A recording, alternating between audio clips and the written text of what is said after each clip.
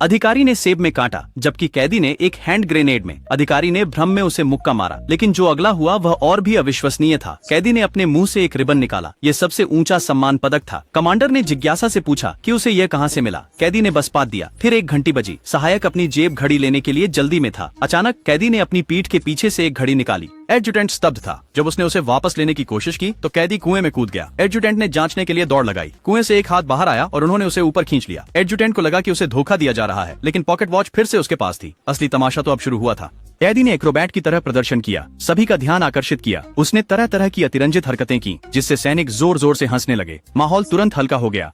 वह प्रदर्शन करता रहा। कमांडर ने आराम से अपना सेब खाया, जबकि कैदी ने एक और हैंड ग्रेनेड में काट लिया। सैनिक तुरंत सतर्क हो गए और अपनी बंदूकें निकाल ली। कमांडर देखना चाहता था कि कैदी क्या करेगा। कैदी ने 2 और हैंड ग्रेनेड निकाले और उनके साथ करतब दिखाए। अचानक वह घूमकर एक गोदाम में भाग गया। सहायक ने सैनिकों से कहा कि वे जाकर जांच करें। कुछ सेकंड बाद कैदी लकड़ी के बैरल पहनकर बाहर आया और मजाकिया ढंग से दौड़ने लगा। सभी सैनिक हंसने लगे और सोचने लगे कि कैदी मूर्ख है। उन्होंने उसे धक्का दिया जब तक वह उनके बीच गिर नहीं गया। सहायक भी आकर्षित हुआ। मूर्ख का प्रदर्शन देखना चाहता था, लेकिन कैदी गायब हो गया। माहौल फिर से गंभीर हो गया। सहायक ने सोचा कि वह किसी कार में छिप गया है, लेकिन जब उन्होंने दरवाजा खोला तो अंदर कोई नहीं था। जब सभी ने खोजबीन की तो उन्होंने दूर से एक बिल्ली के म्याऊं करने की आवाज सुनी। उन्होंने कैदी को छत पर देखा, जो बिल्ली की तरह अपना पैर चाट रहा था। सभी फिर से हंस पड़े। कोई नहीं जानता था कि उसने यह कैसे किया, और यहाँ तक कि कमांडर ने भी ताली बजाई।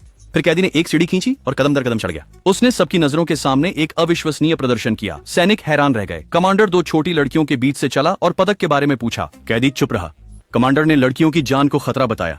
कैदी ने शांत इशारा किया, फिर छत से कूद गया। हर कोई हैरान रह गया और उसकी ओर दौड़ा। कमांडर ने देखा कि कैदी मर चुका था, लेकिन जब उसने मुड़कर देखा तो फांसी पर लटकी लड़कियां गायब थीं। इससे पहले कि वह कुछ समझ पाता, एक गोली उसके सिर के पार चली गई। सभी सैनिक मारे गए। केवल एक कप्तान मूर्खतापूर्वक खड़ा रह गया।